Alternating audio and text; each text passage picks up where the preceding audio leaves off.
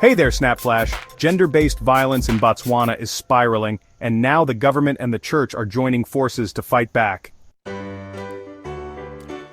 Youth and Gender Affairs Minister Lesego Chombo says it's time to stop the silence, break the cycle, and turn pulpits into platforms for protection.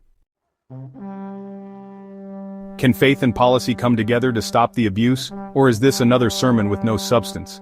Let's dig into what's really happening on the ground. If you believe voices need to be louder than violence, subscribe to SnapFlash now. No filters, no fluff, just truth. When leaders stop talking and start walking, you know it's serious. In Gaborone, Minister Lesego Chombo and Police Commissioner Dinah Marathe hit the streets, literally, to lead a national march against gender-based violence. And this wasn't just a photo op, this was a call to action. It all ended at UCCSA Trinity Church, where a powerful workshop brought together cops, clergy, and the community. Youth and Gender Affairs Minister Lesego Chombo says it's time to stop the silence, break the cycle, and turn pulpits into platforms for protection. The priority is to prevent, so that it doesn't happen in the first place. We recognize how once it happens, it affects our well-being, it affects our livelihood, it affects our ability to meaningfully contribute to society. And so in this route of prevention, we are mainstreaming gender equality and mainstreaming gender responsiveness and mainstreaming being active against gender-based violence. And so every time I stand before any group of people, we talk about what they are doing. That's what mainstreaming is. It means we are not standing and saying, what is government doing? What is so-and-so doing? Mainstreaming says each and every ministry, each and every sector, each and every organization, each and every individual in that day-to-day normal life, day-to-day normal operations of the company, day-to-day normal operations of the church.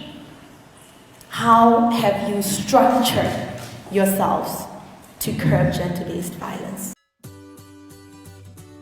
But the minister applauded the Methodist Church's partnerships with police and advocacy groups, calling them essential threads, stitching back our torn society. The church is a safe haven? Right now, Botswana has only 3 operational GBV shelters. That's it. Minister Chombo called on churches to fill the gap. Don't just preach love, protect it. Be the refuge, open your doors. Many abusers are victims of violence themselves. Hurt people hurting people. It starts at home, and it needs to stop there too. Should churches in Botswana be legally required to provide shelter for GBV victims? Sound off in the comments. Let's make this more than a news flash. Let's make it a movement. The numbers don't lie. Check this. 43% of kids experience physical abuse from caregivers. 67% of women have been victims of gender violence. 44% of men admit to being perpetrators. Those aren't just statistics, they're a national emergency. And while the government's stepping up with policies, Chombo says policy without action is a hollow promise. The police commissioner says the violence is no longer just physical, it's now digital. The internet has become a new weapon, she warned, especially against kids and people with disabilities. She called on the church to be more than just a spiritual sanctuary. Be a voice, be a guide, be a shield. Police Service commitment to ensuring the safety and security of Botswana le baeng ba rona ba ba ka tswang ba le mo. Some key responsibilities towards achieving this mandate include protection of life and property, prevention and detection of crime through robust community policy initiatives and law enforcement. Jaaka re le hayana through these partnerships with all relevant stakeholders, including the church. The role of the church becomes even more vital, especially considering the current heightened violence associated with the commission of crime.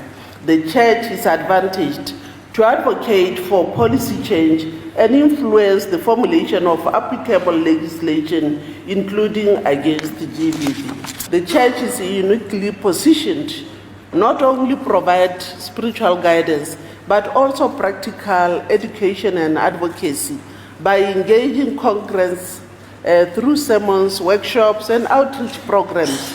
The church can illuminate the root causes of gender-based violence and foster a culture of love, respectful relationships, and mutual support.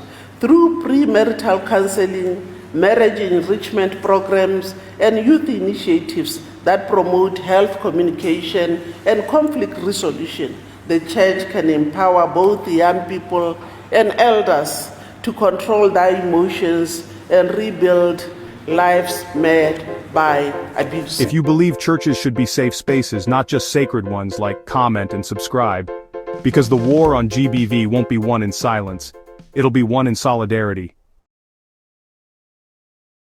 I began to pray. Then he touched me. Blasphemy. Daddy, please, please, I don't want to. Keep quiet! How dare you accuse your father?